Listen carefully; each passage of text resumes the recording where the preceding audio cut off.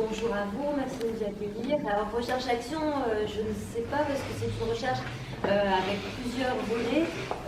Donc, on va déjà se présenter. Moi, je suis Pascaline Donnet, je suis docteur en psychologie, responsable du pôle recherche de l'IRTS Hauts-de-France et psychologue clinicienne par ailleurs. Cette double identité me sert beaucoup dans le sujet qui nous anime aujourd'hui.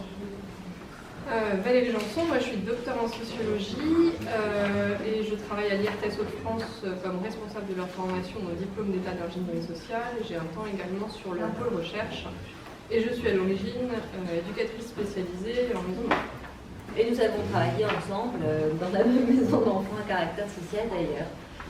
Voilà, donc ce qu'on va vous présenter, c'est une recherche qui est en cours, donc vous voudrez bien excuser peut-être quelquefois le côté pas encore abouti, c'est en cours d'élaboration.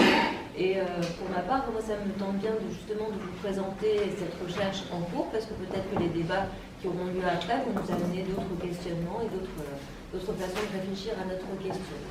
Donc on va vous présenter le contexte de la recherche et avant d'entamer le descriptif de ce diaporama, une petite anecdote. J'ai travaillé pendant 5 ans pour le CHRU de Lille en centre pénitentiaire, au centre de détention de l'Os en tant que psychologue. Et puis au bout de 5 ans, je suis passée à la formation professionnelle, je suis dans le cadre pédagogique à l'IRTS où je m'occupais à temps plein de la formation. Et en ville, un jour, j'ai rencontré un ancien détenu qui avait été un de mes patients. Et puis il me dit, tiens, et vous devenez quoi maintenant? Alors déjà, c'était bien de se voir aussi à l'extérieur et de pouvoir créer un lien aussi de cette façon-là. Et il me dit, vous faites quoi maintenant? Je lui dis, je suis passée à la formation professionnelle, je n'exerce plus en tant que clinicienne dans les murs. Et il me dit, et donc la formation professionnelle, c'est quoi? On forme les futurs éducateurs sociaux, les futurs éducateurs spécialisés, par exemple. Et là, il me dit, mais c'est pas juste, moi aussi, je devrais avoir des choses à dire, parce que moi, j'ai vécu l'accompagnement, donc moi aussi, je devrais avoir des choses à dire. Ça, c'était en 1999, quelque chose comme ça. Vous voyez, là, donc, ça remonte un peu. Mais ces genres de petites phrases, de petites rencontres, vous voyez, hein, donc j'ai essayé de vous replacer le contexte, puis l'intérieur des murs carcérales, à l'extérieur, une rencontre un peu qui aurait pu ne pas se faire, et puis ce petit mot lâché de vous êtes passé à la formation professionnelle pour dire des choses, une expérience, mais finalement c'est moi qui l'ai vécu cette chose-là. Donc ça m'a fait beaucoup réfléchir. Et donc, à un moment donné, quand on a entamé cette recherche, c'est aussi en pensant à ce genre de rencontres, et aux rencontres aussi qu'on peut avoir dans le cadre de la pratique de clinicienne, qu'on a envie aussi peut-être de s'investir dans une recherche pour essayer de reprendre un peu les rouages. Donc, le contexte de notre recherche. Donc ça, c'était ma petite intro. Contexte de la recherche, une expérimentation à l'IRTS. Depuis plusieurs années, à l'IRTS, on fait intervenir des personnes accompagnées, mais au départ, donc ça date de 2014-2015, on le faisait, mais sans trop se donner la peine de se poser, de savoir qui on faisait intervenir et pourquoi ces personnes-là et pas d'autres, quels étaient les effets sur les étudiants. Simplement, je pense qu'à l'époque, on trouvait que c'était bien, il y avait quelque chose à faire parce qu'on avait rencontré des personnes, un petit peu comme la personne dont je viens de vous parler, et puis il nous semblait intéressant de pouvoir ouvrir l'espace de parole et de les accueillir quelque part dans notre formation. Donc cette expérimentation à l'IRTS, elle n'était pas forcément très bien ficelée dans sa méthode, et on avait besoin d'en savoir un petit peu plus. En tout cas, elle n'était pas analysée ni systématisée.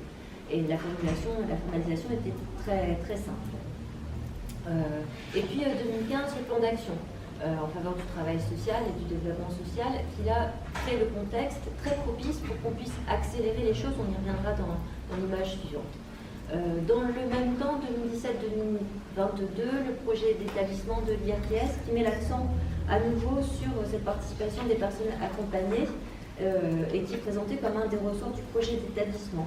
Donc on y parle de la participation des personnes concernées à la formation, qui est un axe de développement important, en lien avec l'axe 3 du plan d'action en faveur du travail social et du développement social, et je cite donc notre projet d'établissement, permettant de mieux former les professionnels et dans le même temps de développer chez ces personnes un pouvoir d'agir. Voilà comme ça la façon dont on en parle dans le projet d'établissement. Et à l'IRTS, cela signifie intervention co-construite, co-conduite et co-évaluée. Voilà notre ambition dans le texte. On retrouve dans ce projet d'établissement, à travers la fiche 1 sur l'alternance intégrative et les partenariats professionnels et la fiche action 2 sur les innovations pédagogiques, avec toujours l'ambition de co-construire des actions de formation. Voilà donc, comment on s'oriente dans le contexte. Et puis au niveau du pôle recherche, on mène en juin 2016 une première enquête auprès des cadres pédagogiques qui ont participé à cette participation des personnes accompagnées. On a peu de retours finalement, ce qui peut être déjà significatif aussi à un moment donné d'un démarrage de l'action. Mais toujours est-il que ces cadres pédagogiques nous font le retour de participation qui sont menées à titre expérimental, mais pas suffisamment évaluées. Des conditions pédagogiques sont à penser pour éviter le non-respect des limites de ce qui est exposé. Et là, on est déjà dans l'idée que, attention, il peut y avoir du voyeurisme, de l'exhibitionnisme, de la stigmatisation. Et qu'il faut accompagner les personnes dans la prise de parole.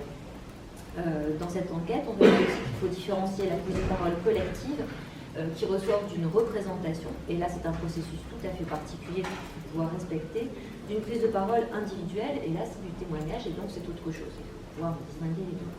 Et puis donc dans cette enquête, est nommée la plus-value pour la formation, légitimer le savoir de la personne accompagnée, et entrer en relation hors cadre de la pratique d'action sociale. Et ça c'est quelque chose qu'on n'a peut-être pas perçu aussi, mais qui a été très bien aussi représenté par l'exposé juste avant. Cette enquête est menée aussi auprès des étudiants, avec un gros retour d'enquête, puisque c'est au final d'un module de formation. Et donc les étudiants nous précisent la déconstruction des représentations, une meilleure sensibilisation à la thématique, un discours plus proche de la réalité, une autre forme de savoir, mais aussi une autre forme de transmission, avec l'idée d'une communauté de savoir, un gain de légitimité et une nouvelle déclinaison de l'alternance également. Enfin, pas tout à fait enfin, une autre source qui nous a bien aidé, le groupe de recherche autonome autour de la participation, dont des membres sont présents ici dans cette salle, qui rassemble donc ATD Carmonde, ADEPAS et l'IRTS France pour l'instant, et donc un groupe de chercheurs et de professionnels, puisqu'on s'ouvre un peu aussi autour de cette question de la participation. Le fait d'appartenir à ce groupe nous propulse, ça crée de l'émulation pour avoir envie de traiter cette question de la participation. Et enfin, donc des communications dans des espaces professionnels et scientifiques. Alors c'est pas noté, mais en 2014, il y a eu les états généraux du travail social en interrégion, et à l'IRTS, on avait produit aussi une fiche action sur la participation des personnes accompagnées, qui était fruit d'une expérience, c'est-à-dire une expérimentation, mais d'une expérience de pédagogie qu'on avait menée avec une personne qui représentait le CRPA.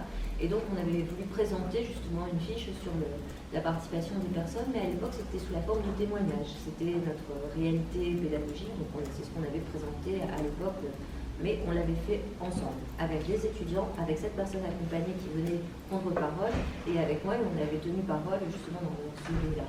Donc sur le plan des communications, alors c'est toujours intéressant de faire des communications parce que ça crée un échange. Et donc dans ce lieu-là, donc on a participé à l'ESSW en juin 2017, toujours à plusieurs voix, avec étudiants, cadres pédagogues, personnes accompagnées et volet recherche. Aussi à la journée franco-québécoise qui s'est tenue au CNAM en juin 2017, et puis à EFRIS aussi en 2017, avec des collègues québécois qui ont pu aussi relater leurs avancées dans ce domaine au cours de cette manifestation. Donc fort de tout ça, on s'est auto-saisi, c'est-à-dire que le pôle recherche a proposé à l'IRTS Hauts-de-France, dont il fait partie, de pouvoir consacrer un peu de temps à cette recherche sur la participation des personnes accompagnées dans l'appareil de formation. On va en dire un peu plus.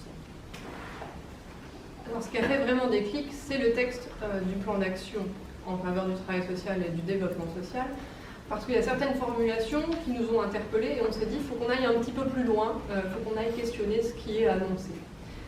Alors juste pour situer, ce plan d'action, il a visé les personnes accompagnées et les publics et pas la formation. Il est à destination des personnes accompagnées. Donc ça donne ce regard-là et nous on le lit comme formateur professionnel d'un centre de formation pour réfléchir pédagogiquement qu'est-ce que ça implique, qu'est-ce que ça apporte, quels sont les enjeux. Donc, plusieurs établissements de formation au travail social ont décidé d'associer des personnes accompagnées ou ayant été accompagnées en tant que formateurs occasionnels des programmes de formation initiale et continue des travailleurs sociaux. Alors là, on s'est arrêté, formateur occasionnel, c'est un statut, ça veut dire une rémunération, et ben voilà, on est dans un système professionnel qui fait que ça nécessite d'avoir un employeur à côté, etc. Donc voilà, beaucoup de démarches qui font déjà ce premier frein à la reconnaissance réelle en tant que formateur occasionnel. La participation de ces personnes à des actions de formation est particulièrement efficace Donc on s'est questionné sur cette dimension d'efficacité, comment c'est évalué. Pour créer un dialogue d'égal à égal, est-ce qu'on est vraiment d'égal à égal à partir du moment où on vient dans l'espace de formation, avec les étudiants, hors de tout enjeu professionnel direct. Ça a été un peu exposé avant, mais finalement, est-ce que vraiment on est en dehors de tout enjeu professionnel direct quand on est stagiaire de la formation personnelle? Elle favorise également la mise en confiance ou la restauration de la confiance individuelle des personnes. Ça aussi, ça nous avait interrogé. Est-ce que c'est systématique? Comment on évalue ça? Et finalement, est-ce que quand on est cadre pédagogique d'un IRTS, notre objectif, c'est la revalorisation des personnes? On le voit, hein, ça a été mis dans notre projet pédagogique et c'est un des axes. Reconnaissant ainsi l'expertise d'usage, le principe de la participation des personnes accompagnées comme formateurs occasionnels dans les missions de formation sera systématisé. Son obligation figurera à cet effet dans le cahier des charges des écoles et instituts du travail social. Et donc cette question de la systématisation nous a interrogés aussi, puisque finalement, est-ce qu'on peut réellement se dire que systématiquement, on doit faire intervenir des personnes? Est-ce qu'on ne les met pas en difficulté? Comment on pense ces interventions? Est-ce que c'est toujours adapté dans toutes les formations? Voilà, c'est toutes les questions qui nous sont venues à l'issue de la lecture de ce plan d'action. Donc toutes ces questions, on les a recensées donc en équipe. On a créé une petite équipe de recherche sur cette question, donc Pascaline et moi, et ils seront associés deux collègues qui sont docteurs en sociologie et docteurs en sciences de l'éducation. Et donc la particularité, on le présentait tout à l'heure, hein, c'est qu'on est anciens travailleurs sociaux, on est formateur au sein d'une école et on est chercheur. Et donc ça nous amène à des questions qui partent dans tous les sens.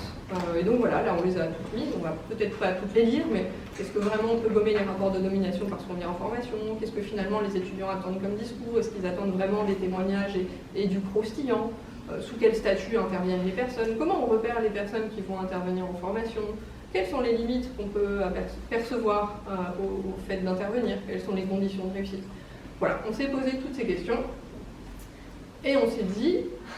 Attention, il faut distinguer les représentations et les attentes de réponses pratiques et les modèles et ce qui ressort d'un questionnement de recherche. C'est un peu la difficulté que je présentais, des trois casquettes. On attendait à la fois de se dire comment on va faire pour les faire participer. On se posait des questions qui étaient plutôt des questionnements de recherche. Et puis, on avait aussi plein de représentations issues de nos multiples casquettes qui venaient, et dont les représentations sur comment on forme au mieux les étudiants. À partir de là, on s'est donné une méthodologie. Alors, en définissant les acteurs concernés. Ce qu'on souhaite mener comme recherche doit tenir compte de tous les points de vue, enfin, des différents points de vue. Et les acteurs concernés, on a repéré 4 acteurs concernés. Les personnes concernées elles-mêmes, celles qui viennent en formation, qui sont-elles, qu'est-ce qu'elles ont à dire dans le cadre de cette recherche, les étudiants bien entendu, les formateurs et les professionnels de l'intervention sociale, celles qui participent à la formation et qui quelquefois accompagnent les personnes accompagnées lors des interventions pédagogiques. Donc voilà les acteurs concernés. Alors, juste une petite parenthèse, dans le corps de la recherche, on mettra l'accent pour que ce soit des personnes qui aient vécu l'expérience de la participation des personnes dans la formation. Mais pour l'enquête exploratoire, on a fait un pas de côté, on est allé interviewer des personnes qui n'avaient pas eu cette expérience, hein, pour voir un peu alors pas la différence, mais aller solliciter aussi cet autre regard d'un regard extérieur. Les chercheurs, donc Valérie vous les a présentés, donc professionnels de l'IRTS, donc on attaque avec l'angle de la formation, et puis les disciplines sollicitées, la psychologie, la sociologie, les sciences de l'éducation, donc on est dans la pluridisciplinarité, peut-être on va attendre vers l'interdisciplinarité, enfin, on pourrait entamer le débat, mais c'est peut-être pas le lieu, et on verra bien. Et puis les méthodes et matériaux mobilisés, une MAG, une méthode d'analyse en groupe, on va vous en reparler dans 2 minutes, des entretiens compréhensifs qui ont été menés auprès des personnes accompagnées, des étudiants, des formateurs et des professionnels, et puis les questionnaires ouverts auprès des étudiants. Voilà, donc tout ça, ça nous donne une démarche inductive et pluridisciplinaire. Inductive, on part du terrain et puis on élabore au fur et à mesure, et la théorie se construit en faisant. D'accord, on ne part pas d'une théorie toute faite et on crée une hypothèse qu'on va chercher à venir vérifier. Non, c'est pas ça. On part du terrain et on se laisse réfléchir au fur et à mesure, et les hypothèses se construisent au fur et à mesure. Alors, pour vous parler un petit peu de la méthode de participation de la méthode d'analyse en groupe. Alors en fait, si je reviens un peu en arrière, vous voyez, donc dans les méthodes, hein, on a une méthode d'analyse en groupe et des entretiens compréhensifs. Les entretiens compréhensifs, on est en train de faire l'analyse de contenu. Donc on a des bribes d'analyse qu'on va vous présenter, mais ce n'est pas encore finalisé.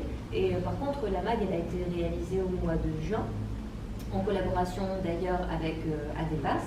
Nous avons travaillé pendant 2 jours avec des personnes accompagnées, des étudiants, des formateurs et des professionnels, tous expérimentés, justement, on a tous traité dans le vécu de cette participation des personnes accompagnées. Et 2 jours ensemble, le 1er et le 15 juin, donc distanciés de 15 jours pour permettre aussi un temps d'analyse et de prise de recul. Et donc là, pour le coup, le travail, il est finalisé, donc on aura plus de facilité à vous parler des résultats de cette méthode d'analyse en groupe. Alors, pour vous dire 2 mots de cette méthode d'analyse en groupe, que nous avons expérimenté d'ailleurs aussi dans le groupe, dans le GRAP, dans le groupe de recherche autonome autour de la participation. Donc, de quoi s'agit-il? Il s'agit d'une méthode de recherche, mais aussi d'intervention, qui permet de rassembler autour d'une table tous les acteurs concernés par une même question. Ça, c'était l'avantage, c'était de créer justement cet échange très vivant autour d'une table avec les principaux acteurs concernés et au sein d'un même moment, c'est-à-dire pas forcément aller recueillir leurs paroles différenciées, comme on le fera par ailleurs dans les entretiens semi-directifs pour aller approfondir la question, mais les réunir dans un même moment pour créer du dialogue aussi. Et ce qui nous a beaucoup plu, c'est que dans cette méthode d'analyse en groupe, on ne cherche pas le consensus, c'est-à-dire qu'on a le droit de ne pas être d'accord. Et donc cette méthode d'analyse en groupe permet à la fois de souligner ce qu'on appelle les convergences, là où les propos, ok, on s'accorde, on va pouvoir admettre un point de vue, mais aussi des divergences, c'est-à-dire là où on ne reste pas d'accord et on ne va pas chercher forcément à se mettre d'accord aussi, on va respecter les différents points de vue.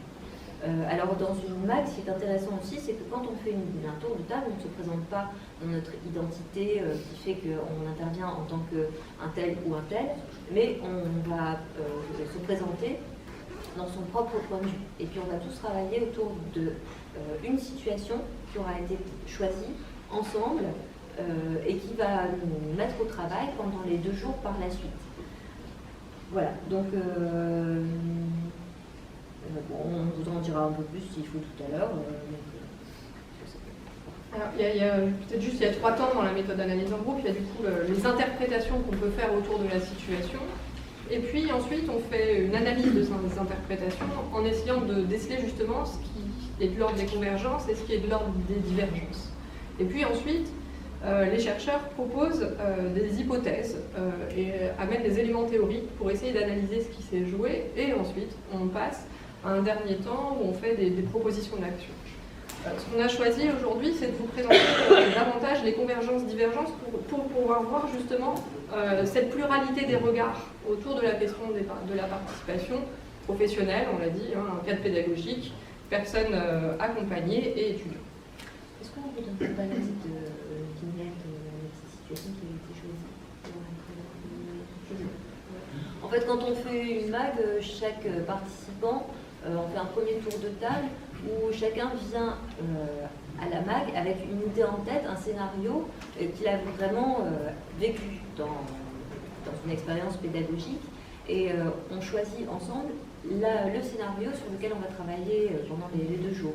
Et le scénario qui a été choisi est un récit qui avait été proposé par une personne accompagnée qui participait à la formation et qui, dans un autre établissement de formation, avait eu l'occasion de participer à une formation où il était... Alors je vais le redire avec mes propres mots, mais c'est peut-être pas forcément rigoureux, je peux peut-être mieux de le redire, mais avait été un peu lâché par rapport vis-à-vis des étudiants, c'est-à-dire qu'il n'y avait pas eu beaucoup de préparation en amont ni en aval non plus. Et face à des étudiants, les personnes accompagnées qui venaient prendre part à la formation relataient ce qu'ils avaient vécu dans leur parcours de personnes en grande exclusion. C'est-à-dire que c'était 2 ou 3 personnes qui tenaient parole auprès d'étudiants et qui venaient raconter qu'est-ce que c'est de vivre à la rue pendant 24 heures. Voilà, donc c'était ce qu'ils avaient voulu mettre en scène dans ce temps pédagogique. Et en fait, ça ne s'était pas si bien passé que ça, parce que les étudiants avaient une représentation très éloignée de ce que peut être la vie à la rue. Et donc les personnes accompagnées, l'une d'entre elles notamment, avait été très choquée, très éprouvée par la réaction des étudiants, en disant bah oui, vous faites un peu la manche, et puis après vous allez chercher un petit pain, puis après vous faites la manche, puis vous allez boire un café. Et donc très loin de la réalité de ce que peuvent vivre effectivement les personnes dans la grande exclusion. Alors ça avait créé beaucoup de confusion, et puis les personnes accompagnées avaient surmonté ensemble cette difficulté pour pouvoir s'étayer entre elles et pour pouvoir réinvestir l'espace pédagogique en allant chercher les étudiants en disant maintenant on va faire des cinéttes, on va faire des jeux de rôle parce que je pense que vous n'avez pas bien compris et donc maintenant on va s'immerger un petit peu dans le monde de l'autre. Et donc sur la journée de formation qu'ils avaient vécue, ils avaient retourné un peu l'expérience de cette façon-là. Mais le jour où on a commencé la MAG, la personne accompagnée qui avait donné cet exemple-là à traiter a remporté un petit peu le suffrage, c'est-à-dire qu'autour de la table, on se dit ça c'est une situation où ouais, on a vraiment envie de décortiquer tous les enjeux autour de cette expérience qui avait été assez douloureuse pour une personne et en même temps qui était peut-être très significative, donc il fallait en tirer des choses. Voilà, donc je voulais vous redonner un petit peu ce contexte pour que vous puissiez peut-être nous suivre la suite. Alors, on va présenter du coup 4 thèmes: la participation, la pédagogie, la question des places et des rôles et les préjugés. Alors, au niveau de la participation, il y a 4 sous-thématiques qui ont été évoquées. Donc, les objectifs de la participation, les effets de la participation, les limites et les risques de la participation et quelle parole est tenue lorsqu'on intervient en formation. Alors, au niveau des objectifs, il y avait plutôt de la convergence dans les différents apports. L'objectif premier étant de lutter contre les idées reçues. Alors, vous voyez les chiffres en bas, ça ne va pas beaucoup vous parler, mais c'est pour montrer le nombre de fois où ça a été énoncé. Donc, quand il y a beaucoup de chiffres, ça veut dire que ça a été beaucoup énoncé. Donc, lutter contre les idées reçues, travailler la posture professionnelle, améliorer l'avenir, on l'a entendu tout à l'heure, j'ai espoir pour la génération future. Donc, trouver des solutions ensemble, mieux accompagner, faire avancer les choses. Rappeler que ça peut arriver à n'importe qui. Et puis, mieux échanger et comprendre. Et enfin, on l'a mis un petit peu en exergue parce qu'on a voulu travailler plus précisément sur cette question-là. Espérer faire entendre une belle leçon. Donc, il y a une dimension de donner une leçon.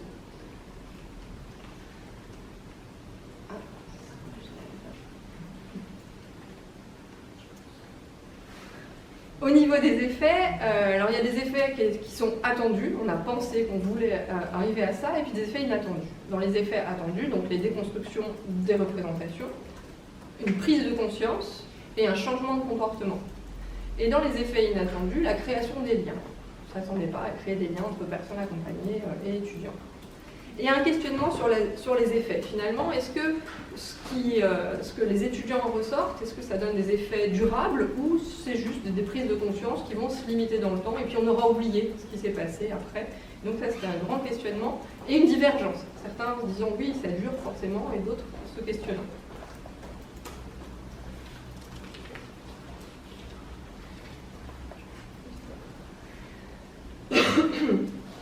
Au niveau de la parole, 2 types de paroles étaient distinguées. Une parole individuelle, je viens témoigner, raconter ce que j'ai vécu, et une parole collective, venir parler de ce que les autres ont vécu et ce qui nécessite donc de faire partie d'un collectif et de pouvoir avoir pu construire cette parole collective. Et dans l'espace de la formation, et on parle d'intervention d'intervenants, donc c'est le cadre qui impose ça.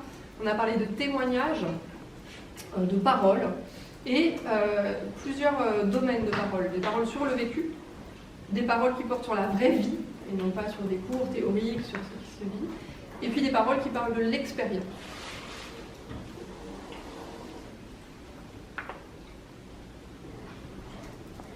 Alors, les limites et les risques à cette participation, donc là, des divergences dans les ressentis. Certains disent c'est pas facile, c'est angoissant de venir comme ça parler devant un amphithéâtre d'étudiants. On n'a pas l'habitude d'intervenir dans ces écoles. D'autres qui disent finalement ça vient tout seul, c'est ce qu'on a vécu, donc c'est plutôt facile de prendre la parole. Et certains disent bah oui, mais avoir une expérience, ça suffit pas pour intervenir. Il y a quelque chose qui se passe entre les deux, c'est pas suffisant. La difficulté de se mettre en danger, d'aller trop loin, c'était l'expérience qui avait été relatée.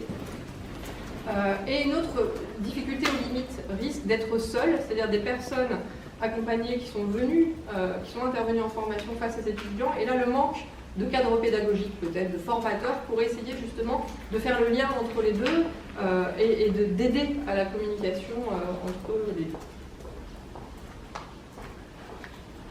La deuxième thématique, c'est la pédagogie. Alors avec plusieurs thématiques, les différentes formes que ça peut prendre, les différents acteurs, la question de la temporalité et la relation entre la théorie et l'expérience. Donc par rapport à la forme, donc, on a déjà relaté donc, la personne accompagnée qui vient témoigner, alors au titre d'une intervention, d'une expérience, d'un vécu, de la vraie vie, ou alors des espaces d'échange entre étudiants et personnes accompagnées, ou alors des étudiants qui se mettent en situation également. Ça peut être une autre forme pédagogique avec un côté pratique, les scénettes, ou de groupe, un groupe réel et un groupe témoin. On reviendra d'ailleurs dans les entretiens semi-directifs sur la question du témoignage, si jusqu'où aller, quelle est la limite à respecter, on pourra revenir avec d'autres éléments là-dessus. Les acteurs. Alors les intervenants.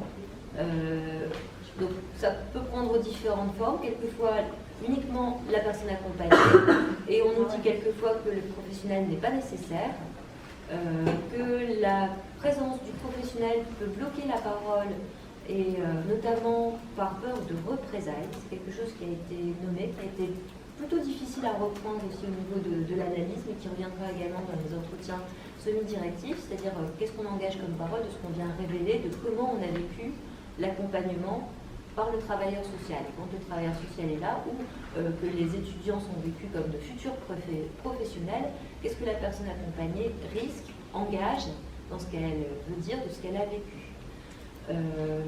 Ou alors, ça peut être aussi un binôme, c'est-à-dire la personne accompagnée plus un professionnel.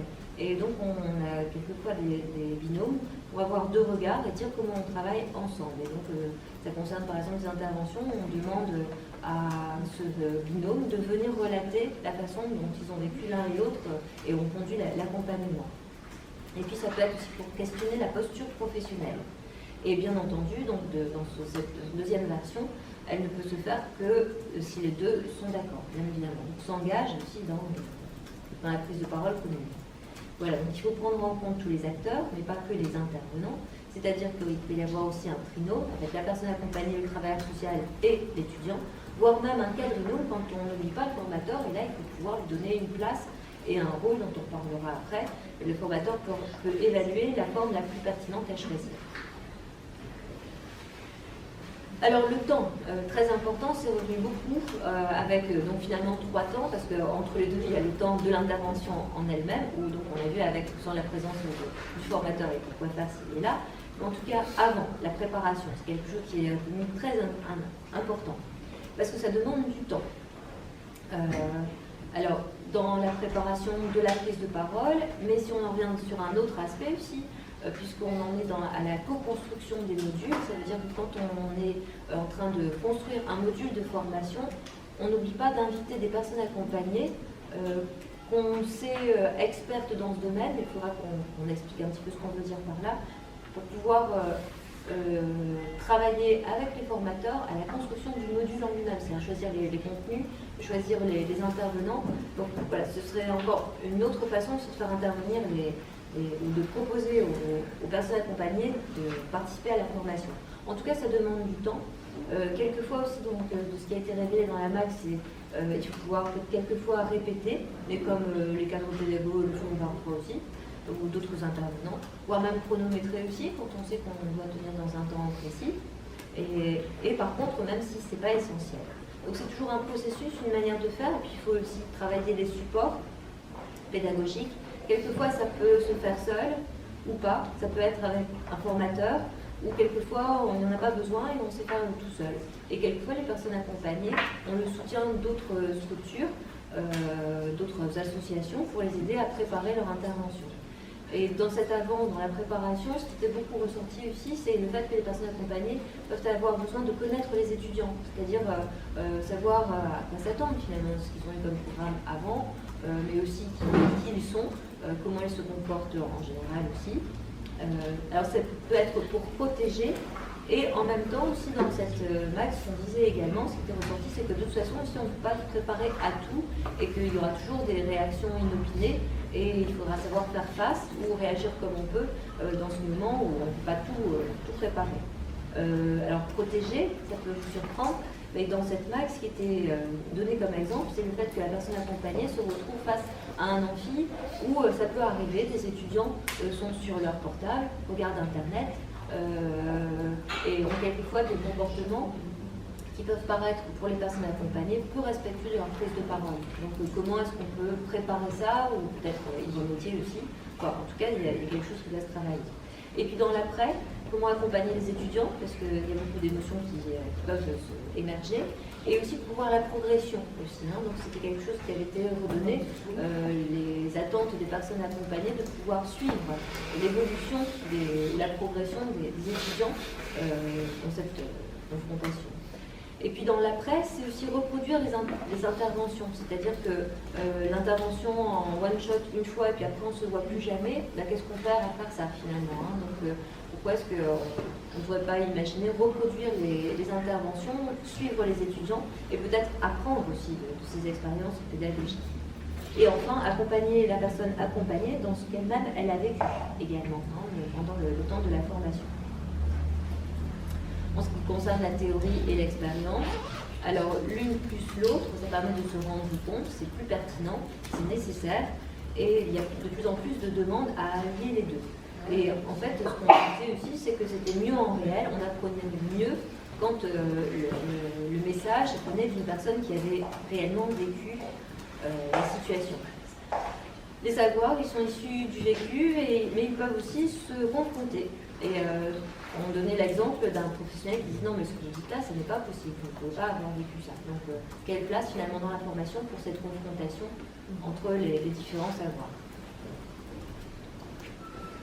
Alors, les places et les rôles dans la participation. Alors, ce qui a émergé, la place et le rôle de la personne accompagnée, celle du formateur, faire à la place d'eux, et se mettre à la place d'eux surtout, et la question du travail social. Alors, la personne accompagnée, donc sa place, il y en a une qui disait, mais finalement je me suis dit, mais qu'est-ce que je fais là? Donc, il faut arriver en bas de l'amphi, est-ce que c'est ma place?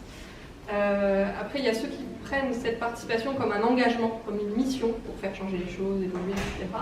Et ceux qui se présentent comme étant un porte-parole, pour représenter les personnes accompagnées.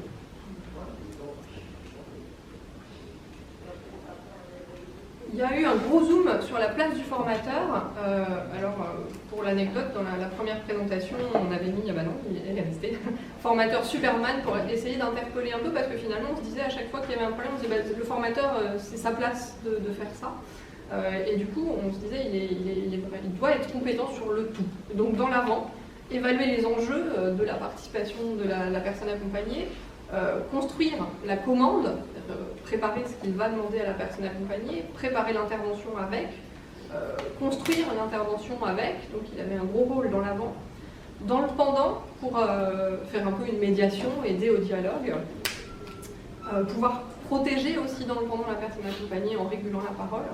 Et dans l'après, en accompagnant à la fois les étudiants pour voir les effets de ce qu'ils ont entendu et ce que ça provoque chez eux, mais aussi le formateur qui doit accompagner la personne accompagnée pour essayer de voir aussi ce que ça a provoqué chez eux et pouvoir faire ce suivi. Donc il était vraiment sur tous les espaces. Ce que ne savait pas faire le formateur, c'était justement exprimer le réel, parce qu'il ne l'a pas vécu. Donc on disait là, on a besoin de faire intervenir des personnes, parce que lui ne pourra jamais faire passer ça, ce réel du vécu.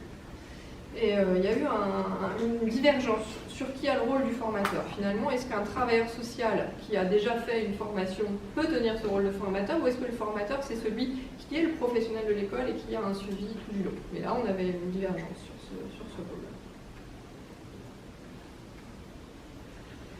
Alors, on a mis l'accent aussi sur la question de se mettre à la place d'eux, parce que c'est quelque chose qui était revenu à la fois dans le récit, mais aussi dans d'autres formes de récit.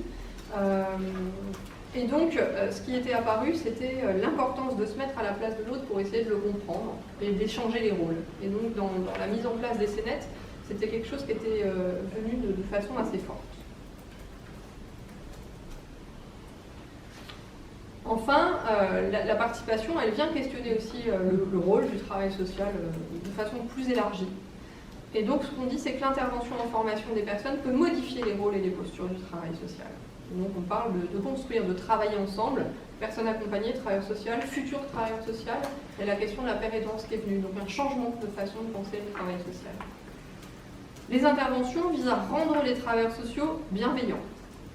Et là, il y a eu tout un débat sur cette question de la bienveillance. Est-ce que être bienveillant, c'est aller dans le sens de la personne, avoir une attention pour la personne, mais finalement, est-ce qu'on peut avoir une attention pour quelqu'un qu'on ne connaît pas? Est-ce qu'il n'y a pas des limites à la bienveillance qui seraient d'infantiliser, de vouloir pour l'autre, etc. Donc on a eu aussi un débat assez fort sur cette question de la bienveillance du travailleur social. Enfin, la posture du travailleur social, et là c'était plutôt un débat sur est-ce que finalement le travailleur social est bienveillant ou pas, et c'était aussi de pouvoir dire la posture elle dépend du travailleur social, mais attention, elle dépend aussi de l'institution dans laquelle il travaille, et finalement il n'a pas forcément toujours la main sur sa façon d'accompagner, donc de pouvoir prendre en compte cet élément. Alors, les préjugés.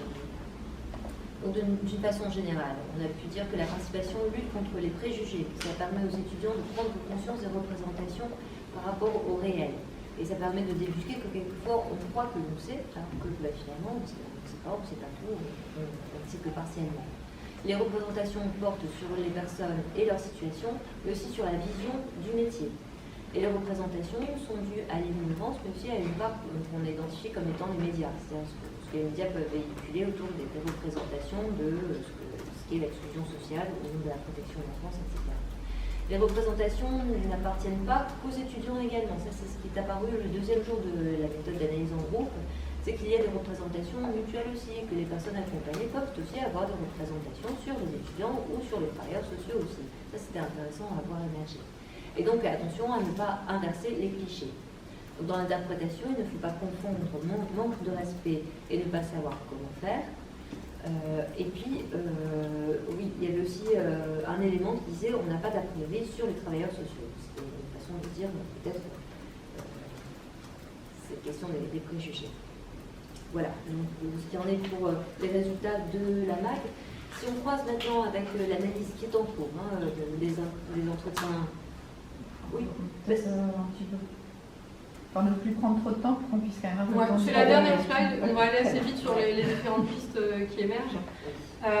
Donc les premiers éléments de résultats des entretiens, on ne peut pas vraiment dire résultats pour l'instant, mais il y a une dimension de la participation entre valorisation et crainte de la stigmatisation, et notamment sur comment on va les appeler ces personnes qui viennent intervenir. Alors vous nous avez entendu parler de personnes accompagnées, mais dans les entretiens, il y a des enquêtés qui disent ouais, une personne accompagnée c'est stigmatisant finalement, vaut mieux parler de personnes concernées. Dans le guide de l'UNAFORIS, on parle de personnes ressources accompagnées, on parle de personnes ayant été accompagnées, et finalement, en voulant éviter la stigmatisation, on vient dire qu'être personne accompagnée, c'est pas positif, on peut pas parler comme ça. Alors usager, tout le monde est d'accord sur le fait qu'il ne faut plus appeler usager, mais voilà, il y a quelque chose de pas facile à nommer, et voilà, qui amène cet enjeu finalement. Est-ce qu'en voulant ne pas stigmatiser, on renforce pas le stigmate en disant qu'avoir été accompagné, c'est une façon d'être stigmatisé. C'est la question aussi de l'anonymat de la prise de parole, une personne accompagnée qui vient en formation et on lui dit non, mais de toute façon votre nom de famille on ne le saura pas, ce sera anonymé, et puis quand elle arrive dans le hall, elle voit son nom à l'écran. Donc elle est surprise, elle ne dit trop rien, mais dans les entretiens ça ne revient pas, et elle me dira, bon, alors de nom de famille il y en a plusieurs, donc on n'est pas censé savoir qui je suis, en même temps j'y suis allée, donc c'est que je voulais quand même aller dire quelque chose, mais on m'avait dit que c'était anonyme. Donc cet exemple-là, il nous montre bien aussi combien c'est pas si simple que ça. Alors une deuxième idée, c'est que la reconnaissance du vécu comme savoir, est-ce que le vécu fait directement le savoir, et comment est-ce qu'on peut passer du vécu au savoir, et comment ce savoir-là peut être reconnu. Ça, ce sera encore un autre chantier qui nous attend. On en dit. Ouais. Peut-être sur la question de l'intime, on parlait de témoignage tout à l'heure, on disait je ne veux plus être une bête de foire et témoigner de ma vie en formation, et ça c'est quelque chose qui fait divergence dans les entretiens, dans les enquêtes, de tous les côtés. C'est-à-dire qu'il y a des personnes accompagnées qui vont trouver important de venir témoigner de leur vécu et de ce qu'ils ont parcours qu'ils ont eu, non pas pour s'étaler sur ce vécu et donner du croustillant aux étudiants, et on avait aussi la représentation que les étudiants attendaient du croustillant, et c'est pas ce qui ressort des entretiens, mais c'est vraiment se rendre compte de la réalité, et c'est aussi pouvoir créer pédagogiquement ces moments d'émotion, où finalement, comme on n'a pas ce costume de travailleur social et de Superman, on peut entendre vraiment ce que l'autre a vécu, et l'émotion comme déclencheur pédagogique. Et c'est parfois quelque chose qui est vraiment utilisé pour créer la possibilité ensuite d'apprendre et de se comporter autrement. Et c'est un petit peu ce qui a émergé du témoignage tout à l'heure, c'est-à-dire qu'à partir du moment où il y a eu ce qu'ils ont appelé un clash, quelque chose qui est venu nous interpeller, là, on a été prêt à changer quelque chose. Et donc, voilà. Avec cette phrase aussi que je citerai du côté du savoir, jamais je n'aurais pensé que tout ce que j'avais vécu, ça pourrait enrichir les autres. C'est une personne accompagnée qui a pu nous livrer ça pendant les entretiens. Voilà, donc ensuite les modalités de mise en œuvre, notamment la question de la rémunération, des intervenants, donc peut-être qui deviennent des professionnels, et puis peut-être la participation effectivement comme acte pédagogique. Bon, alors il faudrait qu'on redéploie, notamment aussi autour de la motivation, pour apporter des choses. Est-ce qu'elle est commune autour pour les cadres pédagogues, les personnes accompagnées, les professionnels? Est-ce qu'on arrive à s'y retrouver en termes de motivation? Est-ce que ce sont des motivations différentes, mais elles resteront comme ça, et ça n'empêche pas de faire un acte en commun? Et peut-être dernier mouvement. Parfois, ce qui est attendu dans le fait de faire participer une personne accompagnée, c'est pas tant son vécu et ce qu'elle va témoigner, c'est de montrer aux étudiants la co-construction qu'on fait entre formateurs et personnes accompagnées. C'est-à-dire que l'essentiel, c'est pas forcément ce qui va être dit, c'est de montrer aux étudiants comment on se comporte finalement avec une personne accompagnée, le respect, l'écoute, etc. Et donc en se disant que c'est en voyant ça que l'étudiant va progresser. Et la collègue me disait tout à l'heure, ça m'a réinterrogé sur ma distance pédagogique, et finalement, peut-être que dans ma façon, j'extrapole peut-être, mais dans ma façon d'intervenir auprès des étudiants, je mets une distance, du coup, en leur montrant qu'être professionnel, c'est ça, et qu'ils pourraient reproduire du coup avec les personnes accompagnées. Et donc, faire venir les personnes accompagnées, ça a aussi amené les cadres pédagogiques, les responsables de formation, à réfléchir à ce qu'ils renvoient finalement aux étudiants dans leur façon de faire, et là, pour faire support pédagogique.